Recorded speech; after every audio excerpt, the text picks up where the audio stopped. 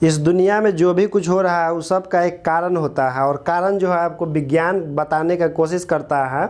विज्ञान आपको हर तरीक़ा से कोशिश करता है कि जो भी हो रहा है अगल बगल में उस सब चीज़ का कारण बताया जाए और एक सटीक उदाहरण के द्वारा आपको समझाने का कोशिश करता है।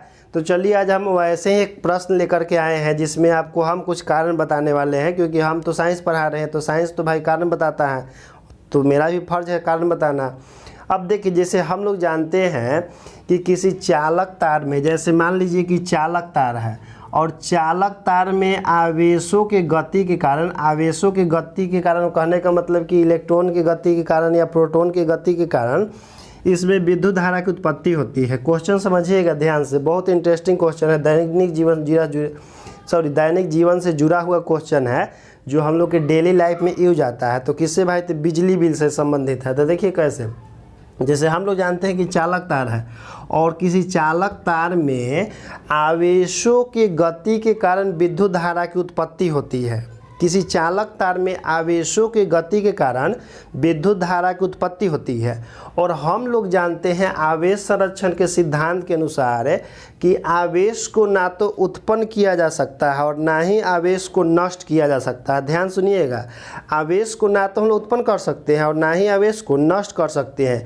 इसको केवल एक वस्तु से दूसरा वस्तु में हम लोग ट्रांसफ़र कर सकते हैं। अब आ जाइए यहाँ पर कि आवेश को ना तो हम लोग उत्पन्न कर सकते हैं ना ही इसको नष्ट कर सकते हैं। और किसी चालक तार में आवेशों के गति के कारण ही विद्युत धारा की उत्पत्ति होती है। तो बताइए, हम लोग बुर्बके न हैं जी कि बिजली बिल भरते हैं, क्योंकि आवेश को ना तो उत्पन्न कर सकते हैं और ना ही आवेश को नष्ट कर सकते हैं। आवेश तो हमेशा संरक्षित रहता है और इसी के गति के कारण, आवेश की गति के कारण ही विद्युत धारा की उत्पत्ति होती है। तो हम लोग काहे लगी बिजली बिल झूठों के भर रहे हैं? हम नहीं सब पगला है ना कि बिजली बिल बिना जानकारी के वैसे भर रहे हैं।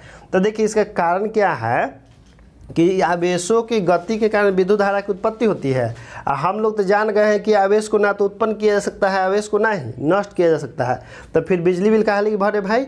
तो देखिए, इसका कारण क्या है कि किसी चालक तार में आवेशों को गतिशील कराने में जो ऊर्जा खर्च होता है ना, किसी चालक तार में आवेशों को लगातार गतिशील कराने के लिए जितना ऊर्जा खर्च होता है, तो उस ऊर्जा का हम लोग बिल भरते हैं। इसलिए देखिएगा, घरे जब बिजली बिल आएगा तो उस पर लिखा रहता है एनर्जी बिल, ना कि बिजली बिल लिखा रहता है, ठीक ना? ध्यान से देखिएगा, हम लोग उसको बिजली बिल बोलते हैं लेकिन उस पर लिखा रहता है एनर्जी बिल, क्योंकि हम लोग किस बात का बिजली बिल भरे हैं?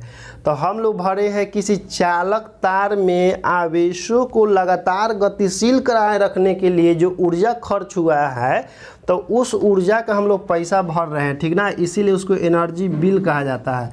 तो अब आप समझ गए, क्योंकि एक्चुअल में आवेश तो ना तो उत्पन्न किया जा सकता है और ना ही इसको नष्ट किया जा सकता है। इसको केवल एक वस्तु से दूसरा वस्तु में ट्रांसफ़र किया जा सकता है। तो ट्रांसफ़र करने में ऊर्जा लगेगा कि नहीं?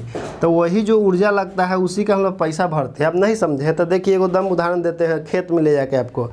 जैसे कि देखिए, हम लोग जानते हैं कि जल को ना तो हम लोग उत्पन्न कर सकते हैं, जल को ना ही हम लोग नष्ट कर सकते हैं। जैसे मान लीजिए कि पोखरा में पानी है, पोखरा में पानी है, उसको हमारे खेत में लाना है। तो खेत में लाने के लिए हम लोग क्या करेंगे? एगो बोरिंग चाहे एगो फीटर बुक करेंगे। फीटर जो पनिया को पोखरा में पाइप डाल देगा, फीटर से क्या करेंगे कि पाइप लगा करके अपना खेत में पानी हम गिरा लिए। किसके सहायता से? फीटर के सहायता से।